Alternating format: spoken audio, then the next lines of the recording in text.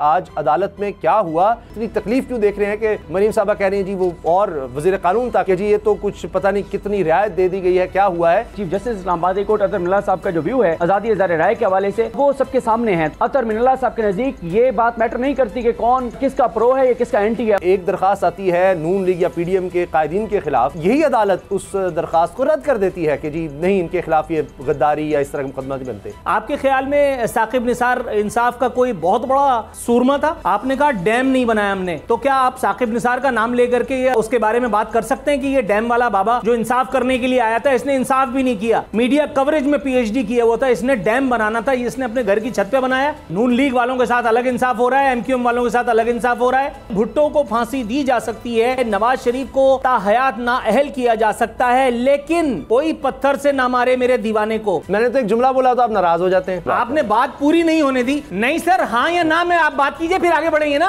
आप आगे बढ़िए ना, आप छोड़ें इस बात। फवाद चौधरी कह रहे हैं इमरान खान को हटाकर खुद कैसे रहेंगे। सब्सक्राइब करें और बेल दबाएं ताकि कोई खबर रह न जाए।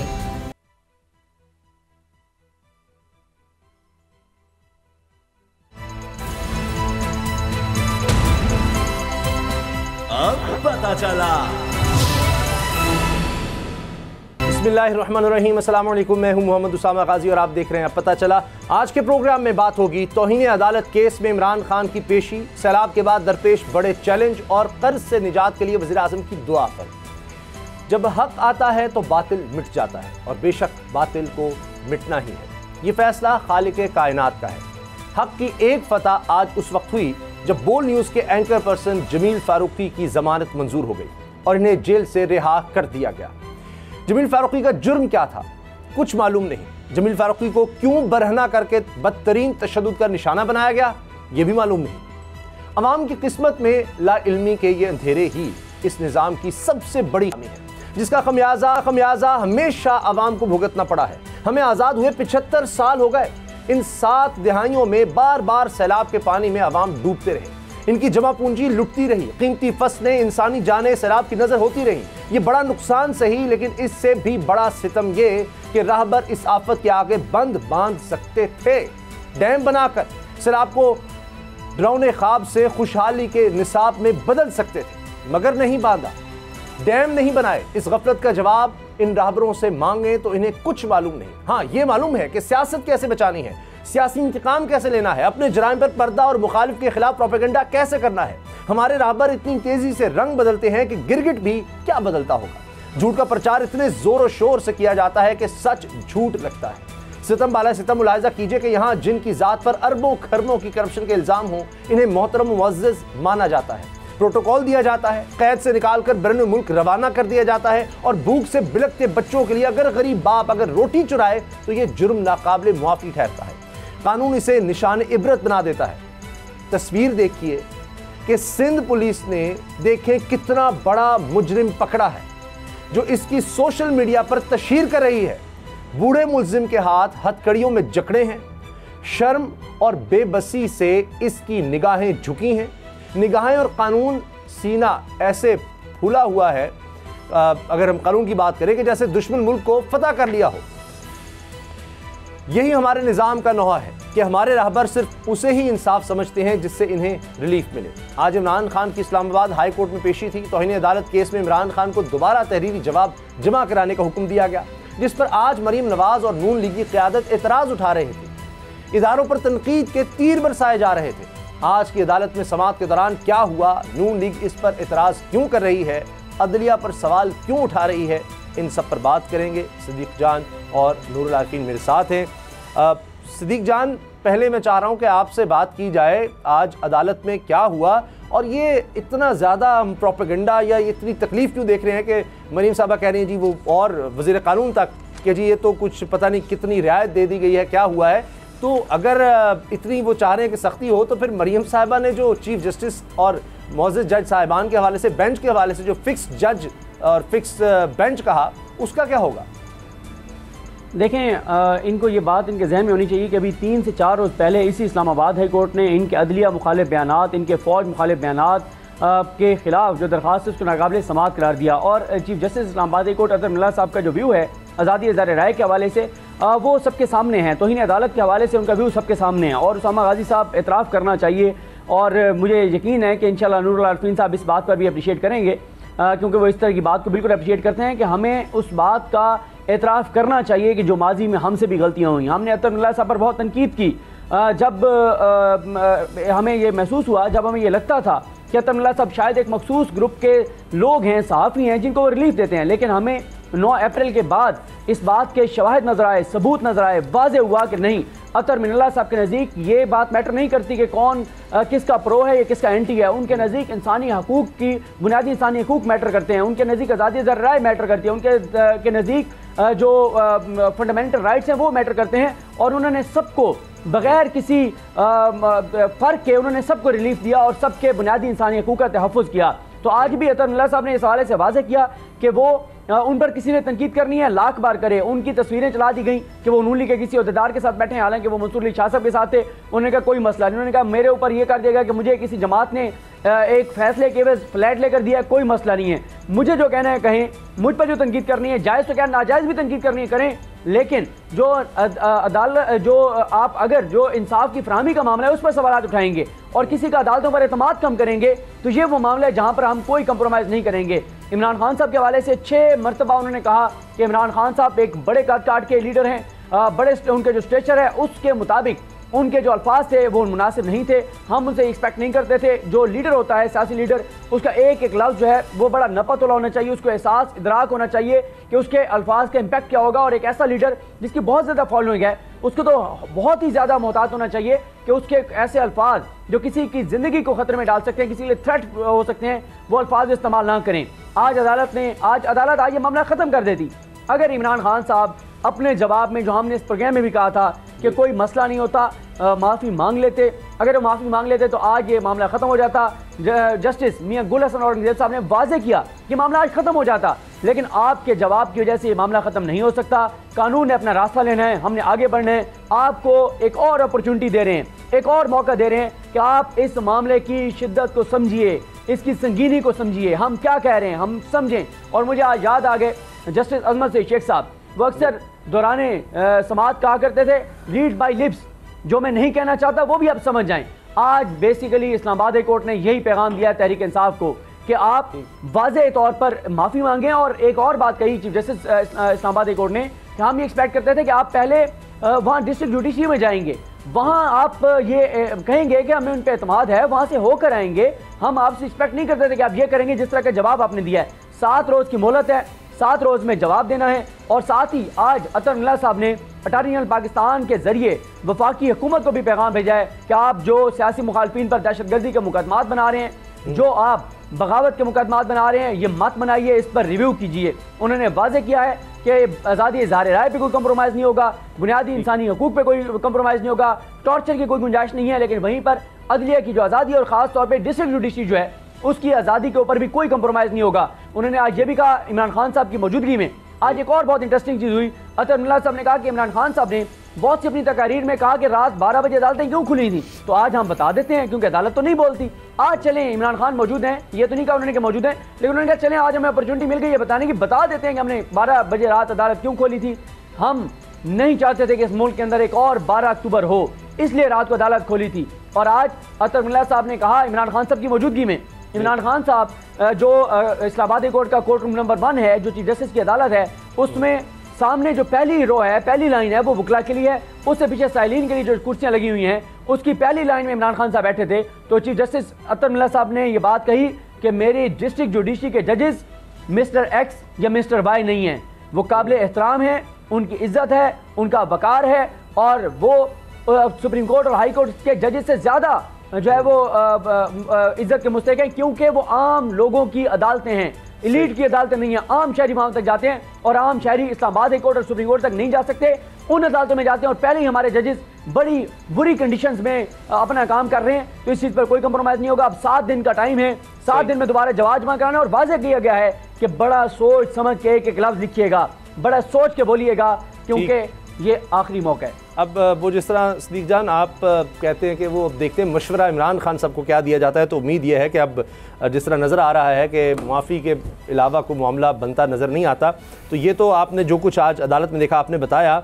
नूर आरफीन, जिस तरह अभी सदीक जान ने बात की कि एक दरख्वास्त आती है नून लीग या PDM के कायदीन के ख़िलाफ़, तो वो यही अदालत उस दरख्वास्त को रद्द कर देती है कि जी नहीं, इनके खिलाफ ये गद्दारी या इस तरह के मुकदमा नहीं बनते।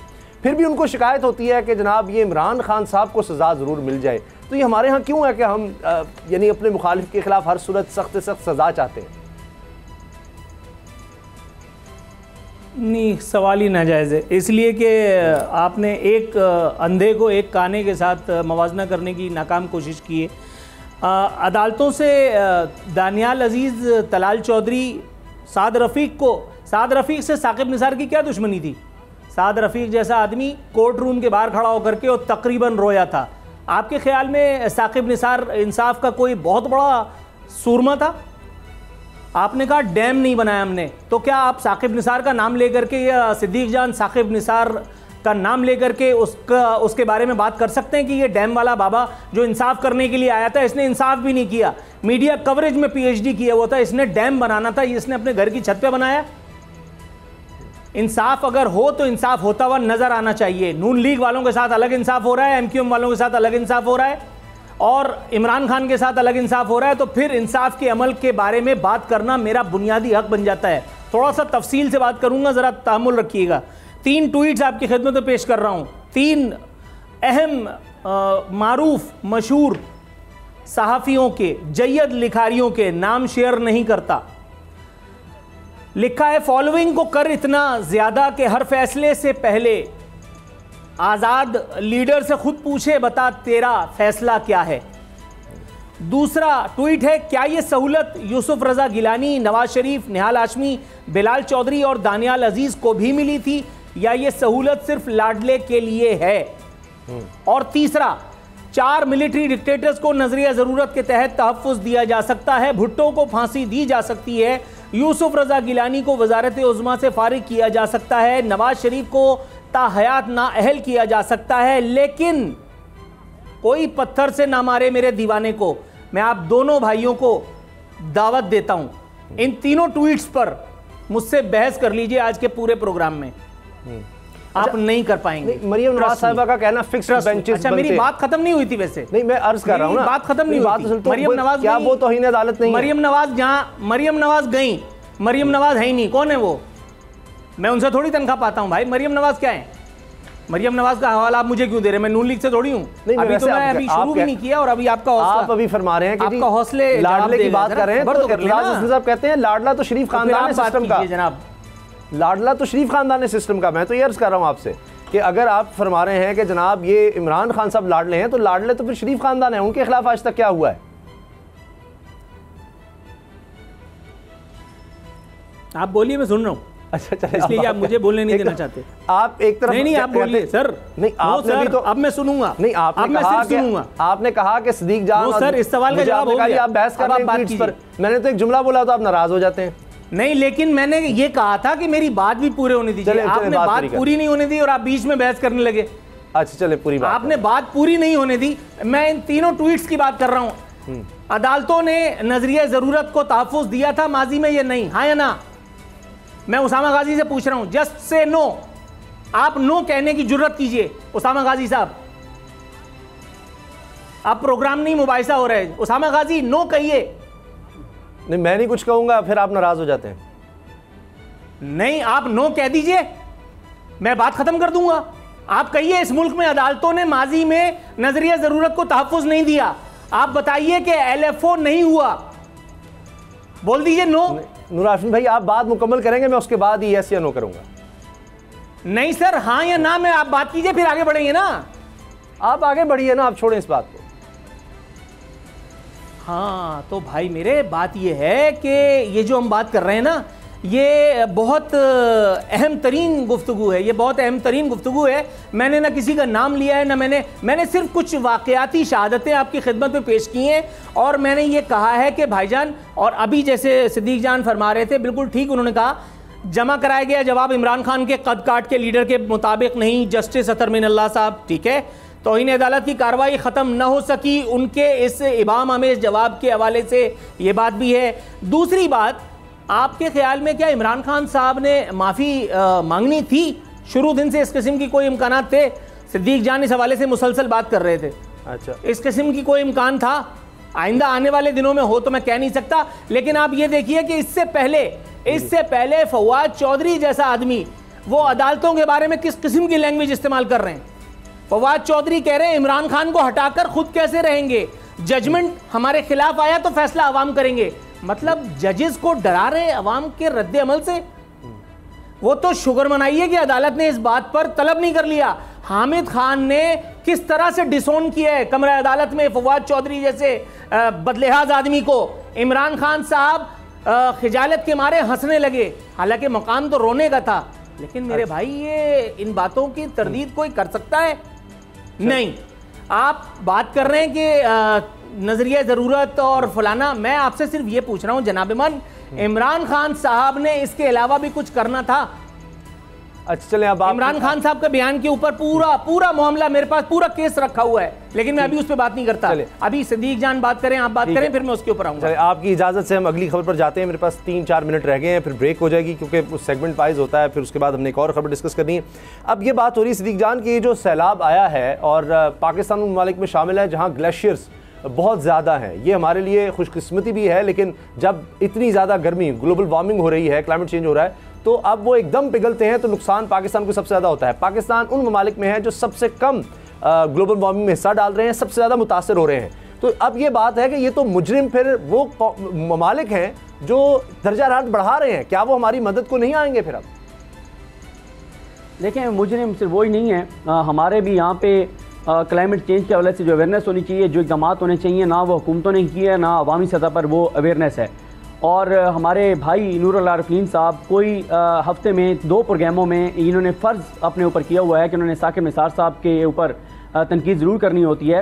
काश के ये वो फैसला पढ़ लें जो साकिब निसार साहब ने डैम के हवाले से दिया है, तो बहुत सारी चीज़ें इन्हें क्लियर हो जाएंगी। मैं वैसे भिजवाऊँगा नूरुल आरिफीन साहब को, एक बार ये फैसला ज़रूर पढ़ें डैम के हवाले से कि साकिब निसार साहब ने, उमर रज़ा बंदियाल साहब ने और उस मैच में शामिल जजेस ने हमारी आने वाली नस्लों पर कितना बड़ा एहसान किया, जिन्होंने डैमों के हवाले से सख्त फैसला दिया। 50 साल तक इस मुल्क के अंदर डैम नहीं बने, जहाँ पर हुकूमतों ने डैम नहीं बनाए, यहाँ पर हुकूमतों ने पैसे ऐसे प्रोजेक्ट्स के ऊपर खर्च किए, सीमेंट और सरिये वाले, मेट्रो वाले, जो इन्होंने लाहौर के सीने में जो सरिया और सीमेंट ठोंका है कि ये प्रोजेक्ट नजर आए ताकि लोगों को पता चले। कौन वहाँ पे जाके साइड पे जाके अरबों रुपए जो है वो झोंक दे डैमों के अंदर, जिससे पाकिस्तान को नुकसान हो रहा है, सैलाब की वजह से तबाही और बर्बादी हो रही है। साकिब निसार साहब के डैमों के हवाले से जो मामला है, 1 रुपया भी उनके ज़ाती अकाउंट में नहीं आया, सारा पैसा सुप्रीम कोर्ट के अकाउंट में आया। और दूसरी बात यह है कि उन्होंने ये जो बात की थी कि मैं डैम के ऊपर पहरा दूंगा, जब वो रिटायर हुए तो ये काम हुकूमत का था। अगर वो उन्हें ऑफिशियल रोल देता, हुकूमत देती, तो वो जरूर उसको करते। उन्होंने जिस तरह से डैम के लिए फंड इकट्ठा किया, और एक चीज और मैं आपको बता दूं, साकिब निसार साहब का दौर हमने कवर किया है, एक एक दिन, एक एक मिनट, एक एक लम्हा हमने कवर किया है। साकिब निसार साहब के दौर में अगर आम तौर पर चीफ जस्टिस पाकिस्तान की अदालत में 8 केसेस सुने जाते हैं, तो साकिब निसार साहब के दौर में 24 केसेस सुने जाते थे। शान 7 भी हमें बच जाते थे, 8 भी बच जाते थे उनकी अदालत में। साकिब निसार साहब के दौर में आम साइलिन की तादाद, जो केसेस की तादाद ज्यादा थी जो सुनी जाती थी, तो ये इल्ज़ाम उनको नहीं दिया जा सकता कि उन्होंने जो है वो अवामी इश्यूज़ को उठाया तो आम साइलिन के केसेस इग्नोर हुए। नहीं, वो 8 की जगह 10 केसेस सुनते थे आम साइलिन के, और बाकी वो जो पब्लिक इंटरेस्ट के केसेस सुनते थे। अगर कभी आप इसके ऊपर प्रोग्राम रखें तो मैं 40 ऐसी चीजें दिखा सकता हूं जो साकिब निसार साहब ने, टाइम बहुत कम है, उससे पाकिस्तान और पाकिस्तानी को फायदा हुआ। टाइम बहुत कम है। अब आपने चूंकि वो मेट्रो का जिक्र है, 300 अरब रुपए से ज्यादा उस पर लग गया, तो इसमें कोई डैम तो यकीनन काफी हद तक उस पर काम तो हो सकता था। अच्छा नूरुल आरिफीन, दुनिया इंसानों की पैदा करदा माहौलियाती तब्दीलियों के असरात से निपटने में पाकिस्तान की मदद करे, एहसन इकबाल, दुनिया करेगी ऐसा? पहले मैं उस बात का जवाब दे लूँ, एहसन इकबाल से बाद में निपट लेंगे। जो साकिब निसार से के हवाले से मेरी बात हुई है, भाई मेरे, आप साबित कर दीजिए कि मेरी साकिब निसार से कोई ज़ाती दुश्मनी है। आप साकिब निसार साहब के नाम से पहले हज़रत और आखिर में रहमतुल्लाह अलैह लगाइए सानू की। ना मेरी उनसे दुश्मनी है, ना मेरी उनसे रिश्तेदारी है। मैं जो बात कर रहा हूँ वो ग्राउंड पे मौजूद है, उसके लिए आपको यूट्यूब पे भी जाने की ज़रूरत नहीं है, गूगल कीजिए, आपको सब पता चल जाएगा। दूसरी बात, अदालतों में 8 केसेस लगे हों या 24 केसेस, तमाम केसेस वही लगते थे कि जिसमें मीडिया कवरेज का उसूल ज़्यादा से ज़्यादा होता था। एक और मौसूफ थे जिनको सी पैक अथॉरिटी का चेयरमैन बनाया गया था। एक वो मीडिया कवरेज के हुसूल में उन्होंने बड़ा नाम रोशन किया था, और दूसरे इफ्तिखार चौधरी और साकिब निसार। ये पाकिस्तान की तारीख के 3 ऐसे सियासतदान हैं कि जिनके कैरेक्टर के ऊपर आप मुझसे सीरीज ऑफ प्रोग्राम्स कीजिए, और मैं आपको चैलेंज करता हूं कि आप आधे घंटे से ज्यादा बात नहीं कर पाएंगे। मार्क माय वर्ड्स, आपने कवर किया है, मैं आपकी अथॉरिटी को चैलेंज करता हूं। लेकिन मेरे भाई, मैं आपसे ये पूछ रहा हूं, मैं आपसे ये पूछता हूं, मैं आपसे सॉरी, वो कहते हैं इस पर बात जरूर करेंगे। सदीक जान ने कहा जी जरूर इस पर बात कर लेंगे। अच्छा चलें, अब कोई पत्थर से ना मारे। अच्छा, मुझे ब्रेक का कहा जा रहा है, और ब्रेक के बाद बात करेंगे कि वज़ीर आज़म पाकिस्तान शहबाज शरीफ साहब फरमाते हैं दुआ है IMF का ये आखिरी प्रोग्राम हो। यही बात उनके भाई भी करते थे, इसहाक डार साहब भी ये बात करते थे। क्या इस दफ़ा ये इसमें कामयाबी मिल सकेगी? ब्रेक के बाद बात करते हैं।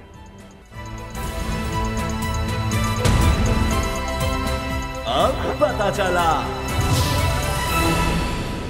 वज़ीर आज़म शहबाज शरीफ साहब ने शाबाश दी मिफ्ता इस्माइल साहब को कि उन्होंने बड़ा ज़बरदस्त काम किया है, और साथ ही उन्होंने कहा कि जी अल्लाह का शुक्र है कि पाकिस्तान मुश्किल हालात से निकल आया है, दिवालिया का ख़तरा अब ख़त्म हो गया है, और मैं वज़ीर ख़जाना मिफ्ता इस्माइल और इनकी टीम को शाबाश देता हूँ।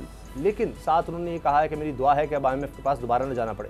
लेकिन IMF की रिपोर्ट का कुछ हिस्सा और कुछ हक़ाइक़, कुछ फैक्ट्स मैं आपके सामने रख देता हूँ। IMF ये कह रहा है कि अब पाकिस्तान की तरक्की की शरह, माशी तरक्की की शरह, जो कि खुद ये हुकूमत कहती है 6% इमरान खान साहब के आखिरी साल में, वो अब हो जाएगी 3.5%, तकरीबन आधी। जिसका मतलब है जमूद का मतलब ये है कि अब पाकिस्तान में मैन्युफैक्चरिंग या टेक्सटाइल, आप उसको देखें इंडस्ट्री, वो पीछे जाएगी। और उसकी आज मिसाल ये है कि एक बड़ी स्टील की कंपनी उसने अपनी प्रोडक्शन बंद कर दी, सबसे बड़ी कार कंपनी अपनी प्रोडक्शन बंद कर दी है। और IMF ये कह रहा है कि जी औसतन शरह जो है महंगाई की वो 19.9%, यानी तकरीबन 20% अब अगले साल महंगाई होगी, जिससे बेरोज़गारी और गुर्बत में यकीनन इजाफा होगा। अब इसके साथ IMF की जहाँ तक बात है दोबारा ना जाना पड़े, तो उसमें यह है कि 2023 जून तक कम अज़ कम हमारे स्टेट बैंक के पास $16.2 अरब होने चाहिए, वरना हमें दोबारा IMF के प्रोग्राम में जाना होगा, जो कि आप अभी देखें तो ये इस वक्त $7.8 अरब के लगभग है। तो सदीक जान, ये तो बड़ा मुश्किल लग रहे हैं हालात, और ऊपर से इसहाक डार साहब फिर मैदान में आ गए हैं। वो कहते हैं जी वज़ीर ख़जाना होता तो महंगाई करता और ना ही रुपए की कदर गिराता। तो वो तो मिफ्ता इस्माइल साहब कह रहे हैं नलायक हैं, और शहबाज शरीफ साहब उनकी तारीफ़ें कर रहे हैं। देखें उसामा गाजी साहब, इस वक्त आप आम आदमी को देखें, वो आपके सामने है, उनके जो बिजली के बिल आए हैं क्या सूरत हाल है। आप किसानों की सूरत हाल देख लें, क्या सूरत हाल है। आपने देखा अभी टैक्स के मामले पर जो ताजरों ने एहतजाज किया, वो मामला आपके सामने है। इंडस्ट्री जो है वो आपके सामने है। बल्कि अभी 3 रोज़ पहले हमारे यहाँ पर इंटरेक्शन हुआ, 200 ताजिर, 200 बड़े बिजनेसमैन जो हैं, उनका एक फोरम है 5th पिलर के नाम से, उनके यहाँ पे उन्होंने एक ब्रीफिंग दी मीडिया को। नजम मजारी साहब थे, दीगर लोग थे, और उनकी काफ़ी बड़ी टीम थी जिन्होंने आके यहाँ मीडिया से इंटरेक्शन किया, और उन्होंने इस खदशे का इजहार किया कि इस वक्त जो सूरत हाल है, इंडस्ट्रीज अगर खुदा न खासा बंद होंगी, सनतें बंद होंगी, तो लाखों लोग बेरोजगार हो जाएंगे एक ऐसे वक्त पे जब पहले ही महंगाई है, बेरोजगारी है। और उन्होंने बहुत सारी अपनी तजावीज़ उन्होंने रखी, और उन्होंने यही कहा कि ताजिर टैक्स देना चाहता है, बिजनेसमैन टैक्स देना चाहता है, लेकिन जहां पे हर आए दिन जिस तरह से सरकारी इदारे जो रेगुलेटर्स जो करते हैं हमारे बिजनेसमैन के साथ, यहाँ पे तो बिजनेस करना मुश्किल हो गया है। और बदकिस्मती से यहाँ पे बिजनेस की जो पॉलिसीज बनाते हैं वो ब्यूरोक्रेट्स बैठ के बना देते हैं। जो बिजनेसमैन है उसको तो ऑन बोर्ड ही नहीं रखा जाता। हालात पाकिस्तान के, आप बाजार में चले जाएं, आप दुकान पे चले जाएं, आप किसी ताजिर से बात कर लें, आप किसी किसान से बात कर लें, किसी इंडस्ट्री वाले से बात कर लें, आपको पता चल जाएगा कि हालात क्या है। हालात बहुत खौफनाक हैं। ये एक दूसरे को जितनी मर्जी मुबारकबादें देते रहें। और मैं आपको एक चीज़ बताऊं कि IMF और ये सारा कुछ जो कुछ हो रहा है, इसके ऊपर मुबारकबाद देना गरीबों के जख्मों पर नमक छिड़कने के मुतरादिफ है। और मुझे याद आ रहा है उसामा गाजी साहब, एक बार शायद ये 2014 की बात है, वो क्लिप निकालना पड़ेगा, यूट्यूब पे मौजूद होगा, कि शहबाज शरीफ साहब और नवाज शरीफ साहब गए थे चिन्योर, जहां पता चला था कि तांबा और पता नहीं क्या कुछ निकल आया है। वहां पर मुझे जो याद पड़ता है, शहबाज शरीफ साहब ने वहां तकरीर की थी कि मियां साहब अब इतना यहाँ पे तांबा और फलां चीजें निकल आई हैं कि बस जल्द हम एक तकरीब करेंगे, पूरे पाकिस्तान की मीडिया को बुलाएंगे, पूरे पाकिस्तान को दिखाएंगे लाइव कि हम यूं किशकौल ऊपर से पकड़ के छोड़ेंगे और नीचे गिर के वो टुकड़े टुकड़े हो जाएगा। 2014 की बात है।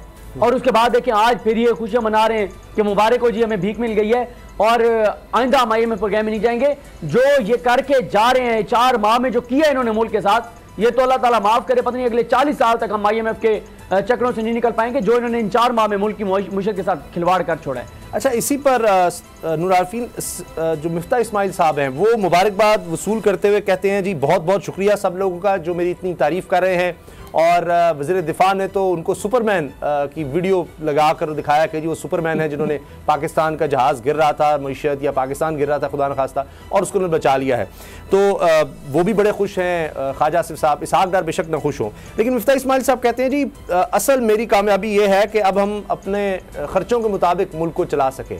तो कितना आपको लग रहा है कि 1 साल का वक्त है ज़्यादा से ज़्यादा उनके पास, उसमें कामयाब हो सकेंगे? Miftah Ismail to the best of my knowledge and belief इस वक्त के वज़ीर ख़जाना हैं, और अगर वो इतनी काबिल होते तो मैं उनको ऑन एयर बैठ करके तीसरी मरतबा 15,000 रुपये की मुलाजमत ऑफ़र करता।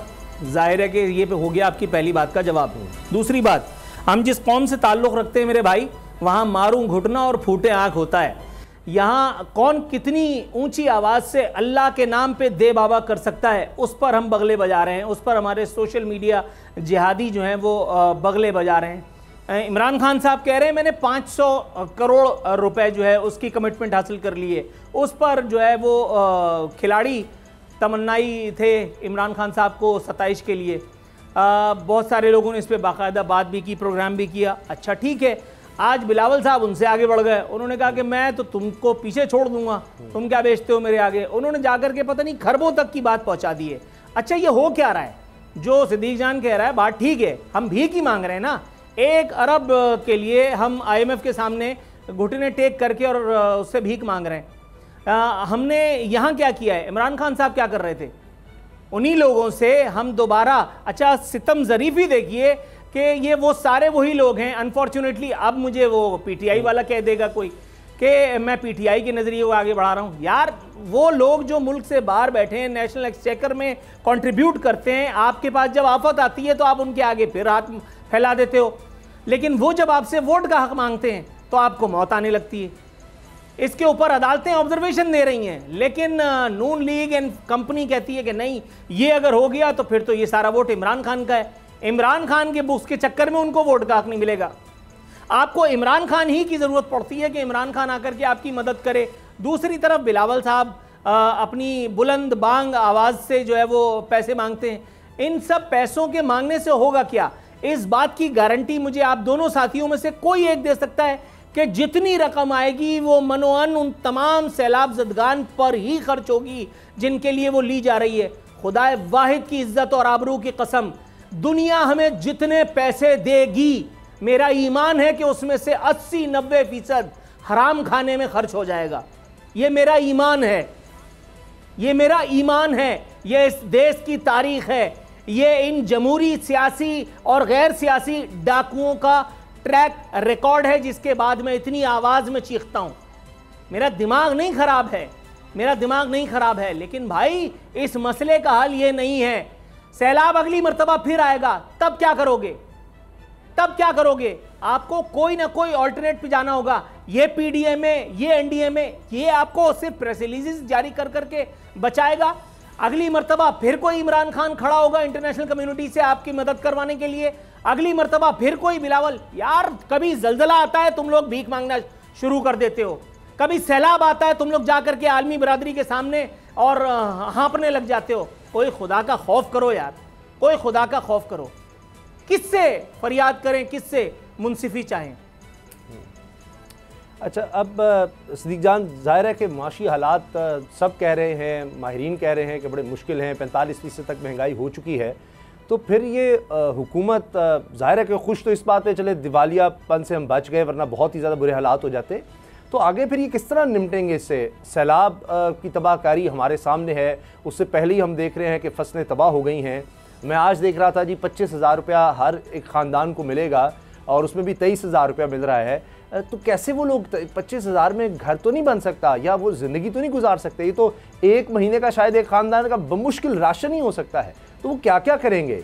तो हालात बहुत ही ज़्यादा बड़े मुश्किल नज़र आ रहे हैं। और उसमें ये हुकूमत जो है जिस तरह से सियासी तौर पर चाह रहे हैं कि जी हम इलेक्शन डिले करें, आगे जाएं, तो इनके लिए तो और ज़्यादा, जिस तरह इमरान खान साहब कहते हैं, जितने डिले होंगे उतना फ़ायदा तहरीक इंसाफ को होगा। फिर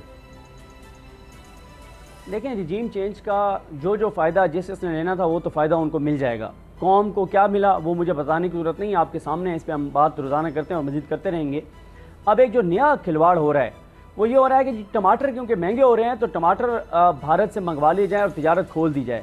आपको याद होगा इमरान खान साहब के दौर में भी एक बार ये ऐलान हुआ था और फ़ौरन ये ऐलान वापस हो गया था जब इमरान खान साहब को इस बात का इदराक और एहसास हुआ कि नहीं ये गलत हो रहा है। जो कश्मीर के शुदा हैं उनका खून इतना सस्ता नहीं है कि टमाटरों की कीमत पर उसका सौदा कर दिया जाए। ये अब इस क्राइसिस में सबसे बड़ा बेनिफिट कुछ लोग उठाने की कोशिश कर रहे हैं जो इमरान खान से भी ये चीज़ करवाना चाह रहे थे। देखें, भारत से अच्छे तल्लुकात बिल्कुल होने चाहिए, भारत से अच्छे तल्लुकात होने चाहिए, पड़ोसी तब्दील नहीं किया जा सकते। हमारे बहुत सारे मसाइल की वजह भारत के साथ हमारी लड़ाई है, उनके साथ हमारी दुश्मनी है, लेकिन क्या हम कश्मीर के ऊपर अपने मौक़िफ़ से पीछे हट जाएं? जो कश्मीर के अंदर उन्होंने किया क्या वो भूल जाएं? अगर इस कीमत पे आपने टमाटर खरीदने हैं तो खरीदें। कश्मीरों का खून, शोहदा का खून अगर इतना सस्ता आपने बेचना है टमाटरों के एवज तो बेचें। ये सबसे बड़ा खिलवाड़ इस कौम के साथ, इस मुल्क के साथ हो रहा है। बिल्कुल, ये बातें चल रही हैं और कुछ लोग कह रहे हैं कि ये तो जैसी ही हुकूमत आई थी या रजी कहते हैं वो हुआ था, तब से ही ये कोशिश थी कि भारत के साथ कुछ नॉर्मलाइजेशन की तरफ जाया जाए। अब देखते हैं कि इस पर क्या बड़ा फैसला किया जाता है। ब्रेक, और ब्रेक के बाद आरिफीन नामा। अब पता चला। वक्त है आरिफीन नामा का। जी आरिफीन। इस्लामाबाद हाई कोर्ट में इमरान खान साहब आज पेश हुए। इस पेशी पर असरअंदाज होने के लिए बैरूनी तौर पर सोशल मीडिया शरारतियों या सोशल मीडिया जिहादियों के ज़रिए क्या कोशिशें हो रही हैं उस पर बात करना मकसूद है। अभी एक मोहतरमा ने ट्वीट किया है थोड़ी देर पहले और उनको एक इमरान मुखालिफ सियासी जमात के मीडिया एडवाइज़र ने इसको लाइक किया है और रीट्वीट किया है। तो जाहिर है कि ये काम हुब्बे अली में नहीं बुग़्ज़े मुआविया में हो रहा है। इमरान खान साहब the cricketer, Imran Khan the cricketer के साथ दौरे जवानी में chief justice Islamabad high court मौजूदा चीफ़ जस्टिस जनाब अतहर मीन अल्लाह साहब की एक बहुत पुरानी तस्वीर जो है वो वायरल की गई है और उस पर लिखा है आज ये तस्वीर व्हाट्सएप ग्रुप्स पर में पता नहीं क्यों वायरल है, जबकि सबको पता है कि इस किस्म का छिछोरापन करने का मकसद क्या हो सकता है। इंसाफ पर असरअंदाज होने के लिए, इस केस पर असरअंदाज होने के लिए या खुदा न खास्ता इंस्टिगेट करने के लिए किसी ख़ास फैसले पर ये सब हरकतें की जा रही हैं और ये हरकतें करके क्या हासिल करने की कोशिश की जा रही है। मेरा ख्याल है कि बात को यहीं समझ लेना बेहतर होगा। आगे बढ़ते हैं। एक और मौसूफ़ हैं, ये भी सहाफ़ी हैं। इन्होंने एक ख़ास अंदाज से अपने ट्वीट को तराशा है। लिखते हैं वैसे अदलिया भी क्या करे, कुछ भी करे, एक न एक सियासी जमात ने चढ़ाई करनी ही है। वैसे भी जो कुछ आज इस्लामाबाद हाई कोर्ट में हुआ उसे कोई भी हतमी न समझे, अगली हेयरिंग में कुछ सरप्राइज़ भी हो सकता है। अगली हेयरिंग में क्या होगा इसके बारे में बात करने की इस वक्त किसी को क्या ज़रूरत है। हम अभी ये बात कर रहे हैं कि इमरान खान साहब ने स्टांस क्या लिया, हम अभी ये तय करने में लगे हुए हैं। हम अभी ये बात कर रहे हैं कि अतहर मीन अल्लाह साहब ने इस बात पर रद्द अमल क्या दिया। लेकिन अगली हेयरिंग में इमरान खान साहब को खुदा न खास्ता तौक पहना करके अदालत से ले जाया जाएगा जिंदा की तरफ माज़अल्लाह, या कुछ होगा, इस बारे में अभी बात करने की क्या ज़रूरत है। मेरा ख्याल है सोशल मीडिया पर इन शरारतों का मकसद क्या है वो सब बेहतर जानते हैं। एक और मौसूफ़ हैं, इनकी रोज़ी जो है वो कहीं और से चलती है। ये बता रहे हैं कि अदालत की मुश्किल ये है कि सुप्रीम कोर्ट ने पहले फ़ैसले दिए हुए हैं। दानियाल अजीज़, निहाल हाशमी और तलाल चौधरी केस में फ़ैसलों का क्या बनेगा। कैन यू बिलीव अदालत को किसी ख़ास रुख पे, किसी ख़ास डायमेंशन में, किसी ख़ास सिमत में जाने पर क्या कुछ किया जा रहा है सोशल मीडिया शरारतियों की जानिब से। एक और मौसूफ़ है, इन्होंने एक इंतहाई अजीब सी बात की है और ये करने की भी ज़रूरत क्या थी। तो कह रहे हैं कि खान के बेटों कासिम और सलेमान ने पाकिस्तान के लिए इतनी लाख डॉलर की इमदादी रकम जमा करा दी है। यही है वो दहशतगर्दी जिसके ख़िलाफ़ ये सब मामला हो रहा है। अब आप बताइए कि मारूं घुटना और फूटे आँख किसको कहा जाता है। तौहीन अदालत केस से इस एक पैसे का जो इमरान खान साहब के बेटों ने दिया है या नहीं दिया है, इससे क्या लेना देना। ऐसे अदालत में इमरान खान साहब ने भी स्टांस लिया है। उन्होंने फरमाया कि वर्ल्ड कप जितवाया, फलाई काम किए। मुकदमा मेरे खिलाफ जो है वो गलत है, उसे खारिज किया जाए। उन्होंने कहा कि सबसे पहले उन्होंने बेंच पर एतराज़ फरमाया। उन्होंने कहा कि जज को धमकी गलत फहमी में दे दी, अल्फाज अगर नागवार लगे तो वापस लेने को तैयार हूँ। मज़ीद फरमाया गलत फहमी के सबब ऐसा हुआ, जोश खिताबत में ऐसे अल्फाज इस्तेमाल हो गए, गलत फहमी हुई। वो एग्जीक्यूटिव मजिस्ट्रेट हैं, इस्लामाबाद हाई कोर्ट में जवाब जमा करा दिया। जस्टिस अतहर मिनल्लाह साहब ने ताहम फरमाया है कि इमरान खान साहब का जवाब मायूस कुन है। उनको लगता था कि इमरान खान साहब पशेमानी का इजहार फरमाएंगे, ताहम इमरान खान का जवाब उनके कद काट के मुताबिक नहीं है। 7 यौम की मोहलत दी है। इस मामले पर मुझसे बेहतर रायजनी मेरा ख्याल है सिद्दीक जान कर सकते हैं। सही है सिद्दीक जान, एक जो इसी तरह से आर्गूमेंट्स बिल्ड किए जा रहे हैं उनमें यह कि जी पहले कभी क्या किसी को मौका दिया गया इस तरह के जी आप दोबारा सोच लें, तो मुझे राना शमीम साहब वाला केस याद आ रहा है, उसमें तो काफ़ी मौके दिए गए। बिल्कुल, जो ग्रुप इस वक्त जो मीडिया ग्रुप सबसे ज़्यादा इस पर कंपेन कर रहा है, सबसे बड़ा बेनिफिशियरी भी वो इसी अदालत का है कि जब राना शमीम साहब का बयान हल्फी छापा गया और नवाज शरीफ साहब की अपीलों पर असरअंदाज होने की कोशिश की गई, तो उसमें भी जो चीफ जस्टिस पाकिस्तान के बाद सीनियर 3 जज हैं जस्टिस आमिर फारूक साहब, उन पर इल्ज़ाम लगाया गया। और उस बयान हल्फी को जो छापा गया उसमें ये इल्ज़ाम था कि चीफ जस्टिस पाकिस्तान मियां साकिब निसार ने आमिर फारूक साहब को कॉल करके कहा था कि ये बेंच बना दो और नवाज शरीफ को बाहर नहीं आने देना। जबकि वो जिसे कहते हैं ना कि नकल के लिए भी अकल की ज़रूरत होती है, जब आप झूठ बोलते हैं तो आपको पता नहीं होता। उस वक्त आमिर फारूक साहब के पास कोई इख्तियार ही नहीं था बेंच बनाने का, और उन दिनों में वो छुट्टियों पर थे, वो पाकिस्तान में भी नहीं थे। तो इस हद तक हमाकत की गई, लेकिन इतना कुछ आने के बावजूद जब जंग ग्रुप ने माफ़ी मांगी, जब जंग ग्रुप ने कहा कि आइंदा वो इस तरह का काम नहीं करेंगे, तो उनको माफ़ कर दिया गया। और ये रूटीन की बात है। जो अतहर मिनल्लाह साहब हैं उनकी अदालत से हमेशा इस तरह से रिलीफ दिया जाता है। हमेशा जब किसी को एहसास इदराक हो जाता है, कोई शर्मिंदगी का निदामत का इजहार करता है, तो अतहर मिनल्लाह साहब फ़ौरन उस मामले को, उस चैप्टर को क्लोज कर देते हैं। और अतहर मिनल्लाह साहब के खिलाफ माजी करीब में बड़ी बड़ी मुहिम, बहुत बड़ी बड़ी कैंपेन चली, उनके ऊपर बहुत से इल्ज़ामात लगे, बहुत कुछ हुआ, लेकिन उन्होंने कभी इसको नोटिस नहीं लिया। और हमेशा उन्होंने कहा कि सच एक न एक दिन सामने आ जाएगा, हमें तौहीन अदालत की कार्रवाई करने की जरूरत नहीं है। और आज भी जैसे मैंने आपको शुरू में बताया था, तहरीक इंसाफ को वाज़ेह मैसेज ये दिया गया है, इमरान खान साहब को वाज़ेह मैसेज ये दिया गया है। और देखें जजेस के मूड से पता भी चल जाता है कि वो किस तरफ मामले को लेकर जाना चाहते हैं। तो वो चाहते हैं कि इमरान खान साहब को एहसास हो, इदराक हो कि मामला कितना संगीन है, कितना शदीद है। वो ऐसा बयान दें जिसमें माफ़ी भी हो, अफसोस भी हो और अदलिया पर एतमाद की बात भी हो, ताकि उसके बाद इस चैप्टर को क्लोज कर दिया जाए। आज कहीं पे भी हमें ऐसा तासुर नहीं मिला कम अज़ कम कि अदलिया एक्सट्रीम पोजीशन लेने की तरफ जा रही है, क्योंकि जजेस का ये जुडिशरी का इख्तियार है। कुछ केसेस में वो माफ़ कर देते हैं, कुछ में नहीं करते। फैसले वो भी मौजूद हैं जिसमें सख्त फैसले किए गए, वो भी हैं जहाँ पे बिल्कुल इग्नोर कर दिया गया। और आपको मैंने बताया कि 3 दिन पहले इनके बयानात की दरख्वास्त जो है नाकाबिल समाअत करार देकर मुस्तरद कर दी गई।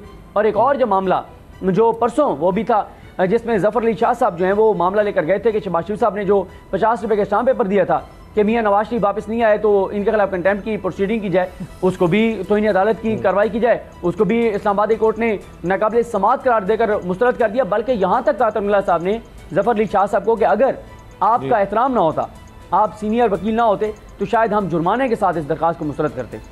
तो ये मरीम औरंगज़ेब साहिबा हैं, उनको रीट्वीट कर रही हैं मरीम नवाज़ साहिबा कि जी खित्ते के मकबूल तरीन 3 बार के वज़ीर-ए-आज़म मुंतखब वज़ीर-ए-आज़म को ब्लैक लॉ डिक्शनरी का सहारा लेकर बेटे से तनख्वाह न लेने पर ताहियात नाअहल करके पार्टी की सदारत से हटा दिया गया, बेटी के साथ जेल भिजवाया गया। अगर मकबूलियत ही इंसाफ का पैमाना है तो वज़ीर-ए-आज़म नवाज शरीफ के मामले में ये पैमाना कहाँ था? इमरान खान को 7 दिन की मोहलत मिली तो दानियल अजीज़, तलाल चौधरी और निहाल हाशमी को भी मिलनी चाहिए।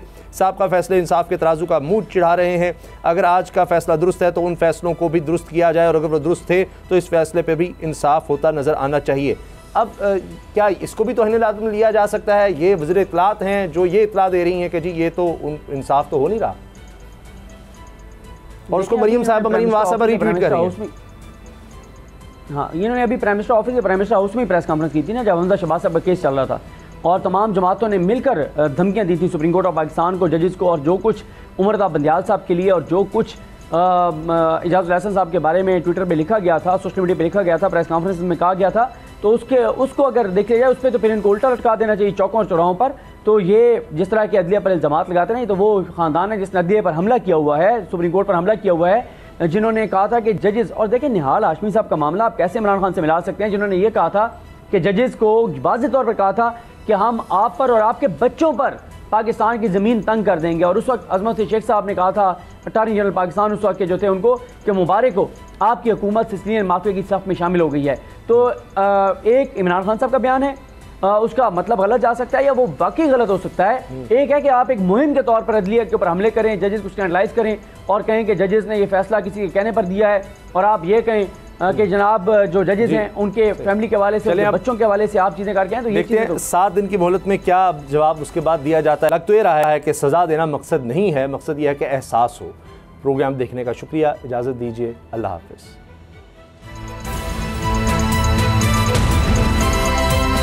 अब पता चला। एक बार फिर नंबर 1। सब्सक्राइब करें और बेल दबाएं ताकि कोई खबर रह न जाए।